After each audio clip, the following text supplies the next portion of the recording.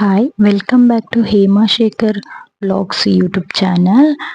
ಯಾರೆಲ್ಲ ನನ್ನ ಚಾನಲ್ನ ಸಬ್ಸ್ಕ್ರೈಬ್ ಮಾಡದೆ ನೋಡ್ತಾ ಇದ್ದೀರೋ ದಯವಿಟ್ಟು ಸಬ್ಸ್ಕ್ರೈಬ್ ಮಾಡಿ, ಸಪೋರ್ಟ್ ಮಾಡಿ, ಹಾಗೆ ಲೈಕ್ ಮಾಡಿ, ಶೇರ್ ಮಾಡಿ, ಕಮೆಂಟ್ ಮಾಡಿ ಅಂತ ಹೇಳ್ತಾ ಇವತ್ತಿನ ವಿಡಿಯೋದಲ್ಲಿ ಚೆನ್ನ ಮಸಾಲೆನ ಹೇಗೆ ಮಾಡೋದು ಅಂತ ಹೇಳ್ಕೊಡ್ತೇನೆ.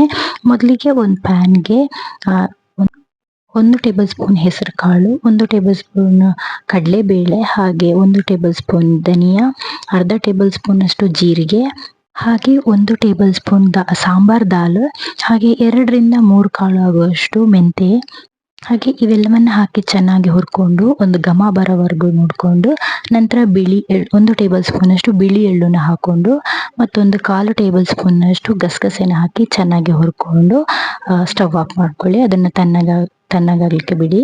ನಂತರ ಈ ಕಡೆ ಟೊಮೆಟೊವನ್ನು ಹೆಚ್ಚಿಕೊಂಡು ಹಾಗೆ ಈರುಳ್ಳಿ ಕೂಡ ಅದನ್ನು ಕೂಡ ಹೆಚ್ಚಿಕೊಂಡು ಎರಡನ್ನು ಕೂಡ ಸಪ್ರೇಟ್ ಆಗಿ ಗ್ರೈಂಡ್ ಮಾಡಿ ಪ್ಯೂರಿ ಮಾಡಿ ಎತ್ತಿಟ್ಕೊಳ್ತಾ ಇದ್ದೇನೆ.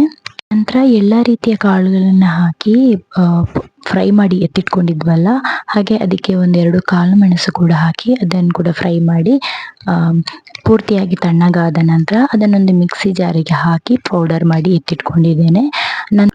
ಕಾಬೂಲ್ ಕಡಲೆಕಾಳನ್ನ ರಾತ್ರಿ ಪೂರ್ತಿ ನೆನೆಸ್ಲಿಕ್ಕೆ ಹಾಕಿದ್ದೆ. ಹಾಗೆ ಅದನ್ನ ತೊಳೆದು ಒಂದು ಕುಕ್ಕರಲ್ಲಿ ಹಾಕಿ 2 ವಿಜಿಲ್ ಬರೆಸಿಟ್ಟಿಟ್ಕೊಂಡಿದ್ದೇನೆ. ನಂತರ ಶುಂಠಿ ಮತ್ತೆ ಬೆಳ್ಳುಳ್ಳಿನ ಒಂದು ಕುಟಾಣಿಗೆ ಹಾಕಿ ಜಜ್ಜಿ ಎತ್ತಿಟ್ಕೊಂಡಿದ್ದೇನೆ. ನಂತರ ಒಂದು ಪ್ಯಾನ್ಗೆ 2ರಿಂದ 3 ಟೇಬಲ್ ಸ್ಪೂನ್ ಆಗುವಷ್ಟು ಎಣ್ಣೆನ ಹಾಕೊಂಡು, ನಾನಿಲ್ಲಿ ತುಪ್ಪನ ಯೂಸ್ ಮಾಡಿದ್ದೇನೆ. ಎಣ್ಣೆನ ಹಾಕೊಂಡು 1 ಸ್ಪೂನ್ ಸಾಸಿವೆ ಹಾಗೆ ಸ್ವಲ್ಪ ಕರಿಬೇವನ್ನ ಹಾಕಿ ಚಟಪಟ ಆಗೋವರೆಗೂ ಫ್ರೈ ಮಾಡಿ, ನಂತರ ಸ್ವಲ್ಪ ಒಂದು ಕಟ್ ಮಾಡಿ ಇಟ್ಕೊಂಡಂಥ ಈರುಳ್ಳಿ ಹಾಗೆ ಅದನ್ನು ಕೂಡ ಚೆನ್ನಾಗಿ ಫ್ರೈ ಮಾಡ್ಕೊಳ್ಬೇಕು. ಈರುಳ್ಳಿ ಚೆನ್ನಾಗಿ ಫ್ರೈ ಆದ ನಂತರ ಈರುಳ್ಳಿ ಪ್ಯೂರಿ ಮಾಡಿಟ್ಕೊಂಡಿದ್ವಲ್ಲ ಅದನ್ನ ಹಾಕಿ ಚೆನ್ನಾಗಿ ಫ್ರೈ ಮಾಡ್ಕೊಳ್ಬೇಕು. ಚೆನ್ನಾಗಿ ಫ್ರೈ ಆಗಬೇಕು, ಅದ್ರ ಹಸಿ ವಾಸನೆ ಹೋಗ್ಬೇಕಲ್ಲ. ಹಾಗೆ ಅದು ಚೆನ್ನಾಗಿ ಫ್ರೈ ಆದ ನಂತರ ಟೊಮೆಟೊ ಪ್ಯೂರಿಯನ್ನು ಕೂಡ ಸೇರಿಸ್ಕೊಂಡು ಎರಡು ಕೂಡ ಚೆನ್ನಾಗಿ ಮಿಕ್ಸ್ ಮಾಡಿಕೊಂಡು ಅದರ ಹಸಿ ವಾಸನೆ ಹೋಗಿ ಪೂರ್ತಿಯಾಗಿ ಗಟ್ಟಿಯಾಗಿ ಬರಬೇಕು. ಆ ಕನ್ಸಿಸ್ಟೆನ್ಸಿ ಬರೋವರೆಗೂ ಚೆನ್ನಾಗಿ ಫ್ರೈ ಮಾಡ್ಕೊಳ್ಬೇಕು. ಅದರ ಹಸಿ ವಾಸನೆ ಪೂರ್ತಿಯಾಗಿ ಹೋಗಿ ಬೇಯಬೇಕು.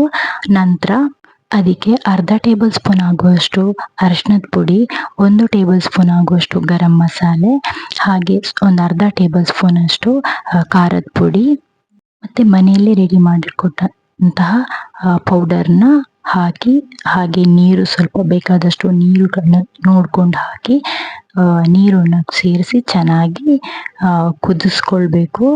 ಇವಾಗ ಯಾವ್ದಾರ ಮಸಾಲೆ ಎಲ್ಲ ಹಾಕಿದ್ದೇವೆ ಅದರದ್ದು ಹಸಿ ವಾಸನೆ ಹೋಗೋವರೆಗೂ ಚೆನ್ನಾಗಿ ನೋಡಿಕೊಂಡು ಅದನ್ನು ಕುದಿಸ್ಕೊಳ್ಬೇಕು. ಚೆನ್ನಾಗಿ ಕುದ್ದಾದ ನಂತರ ಬೇಯಿಸಿಟ್ಕೊಂಡಂತಹ ಕಾಬೂಲ್ ಕಡಲೆಕಾಯನ್ನ ಅದಕ್ಕೆ ಸೇರಿಸಿ ಹಾಗೆ ಚೆನ್ನಾಗಿ ಕುದಿಸ್ಕೊಳ್ಬೇಕು. ಚೆನ್ನಾಗಿ ಕುದಿ ಬಂದಿದೆ, ಇನ್ನೇನು ಈ ಕನ್ಸಿಸ್ಟೆನ್ಸಿ ಸಾಕು ಅಂತ ಅನಿಸುವಾಗ ಕೊತ್ತಂಬರಿ ಸೊಪ್ಪನ್ನು ಕಟ್ ಮಾಡಿ ಹಾಕೊಳ್ಬೇಕು. ಇಲ್ಲಿಗೆ ಚೆನ್ನ ಮಸಾಲೆ ರೆಡಿ ಆಯಿತು. ಇದು ಅನ್ನ, ಚಪಾತಿ, ಪೂರಿ ಎಲ್ಲದಕ್ಕೂ ಆಗ್ತದೆ. ನಾನಿಲ್ಲಿ ಇದಕ್ಕೆ ಕಾಂಬಿನೇಷನ್ ಆಗಿ ಚಪಾತಿನ ಮಾಡ್ಕೊಂಡಿದ್ದೆ. ಚೆನ್ನ ಮಸಾಲೆ ತುಂಬಾನೇ ಚೆನ್ನಾಗಿ ಬಂದಿತ್ತು. ಯಾವುದೇ ರೀತಿಯಾದಂತಹ ರೆಡಿಮೇಡ್ ಪ್ಯಾಕೆಟ್ ಪೌಡರ್ ಯಾವುದು ಕೂಡ ಯೂಸ್ ಮಾಡಿರಲಿಲ್ಲ, ಮನೆಯಲ್ಲೇ ಪೌಡರ್ ಮಾಡ್ಕೊಂಡಂಥದ್ದು. ಆದರೂ ಕೂಡ ತುಂಬಾನೇ ಚೆನ್ನಾಗಿ ಬಂದಿತ್ತು, ತುಂಬಾನೇ ರುಚಿಯಾಗಿ ಕೂಡ ಬಂದಿತ್ತು. ನೀವು ಕೂಡ ಇದೇ ರೀತಿ ಒಂದ್ಸರಿ ಟ್ರೈ ಮಾಡಿ ನೋಡಿ. ಈ ವಿಡಿಯೋ ನಿಮಗೆ ಇಷ್ಟ ಆಗಿದೆ ಅಂತ ಅಂದ್ಕೊಳ್ತೇನೆ.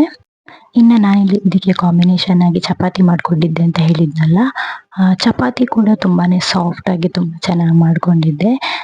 ಈ ರೆಸಿಪಿನ ನಾನು ನೆಕ್ಸ್ಟ್ ವಿಡಿಯೋದಲ್ಲಿ ಹೇಳ್ಕೊಡ್ತೇನೆ. ಎಷ್ಟೇ ಹೊತ್ತು ಇಟ್ಟರೂ ಕೂಡ ಚೆನ್ನಾಗಿ ಸ್ಮೂತ್ ಆಗಿ ಬರುವ ಚಪಾತಿ ಬರಬೇಕು ಅಂದರೆ ಒಂದು ಟಿಪ್ಸ್ ಇದೆ. ಅದನ್ನು ನಾನು ನೆಕ್ಸ್ಟ್ ವಿಡಿಯೋದಲ್ಲಿ ನಿಮಗೆ ಪೂರ್ತಿಯಾಗಿ ಚಪಾತಿ ಮಾಡಿ ಹೇಗೆ ಅಂತ ತೋರಿಸ್ಕೊಡ್ತೇನೆ. ಯಾವ ರೀತಿ ಮಾಡಿದರೆ ಸಾಫ್ಟ್ ಆಗಿ ಚಪಾತಿ ಬರ್ತದೆ ಅಂತ ನಾನು ಹೇಳ್ಕೊಡ್ತೇನೆ.